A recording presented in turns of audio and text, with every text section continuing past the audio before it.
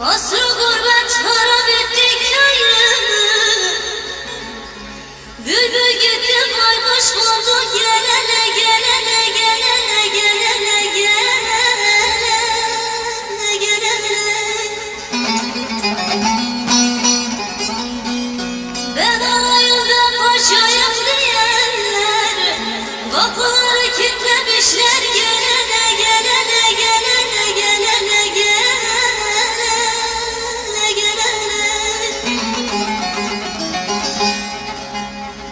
Ben alayım ben paşayım diyenler kapıları kilitlemişler. Gelene gelene de kömür gözlüm gelene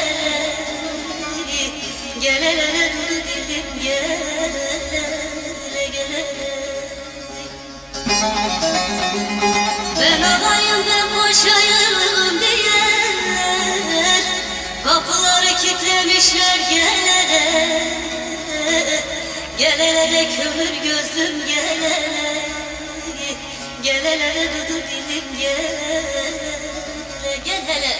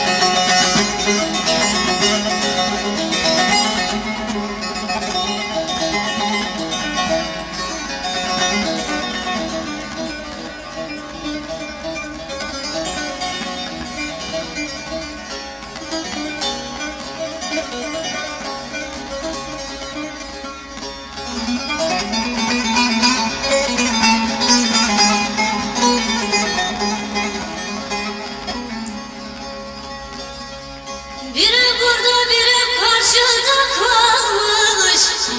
Hele gidin sorun bizim komşulara ne olmuş ne olmuş. 40 senelik ağaç kurumuş kalmış. Bizim köye benzemiyor. Gelene gelene gelene gelene gelene gelene. 40 senelik ağaç kurumuş kalmış. Bizim köye benzemiyor. Gelene gelene de dudu dilim gelene gelene de kömür gözlüm gelene gelene. Ektiğim fidanlar kurumuş kalmış. Bizim köye benzemiyor. Gelene gelene de kömür gözlüm gelene gelene de dudu dilim gelene gelene.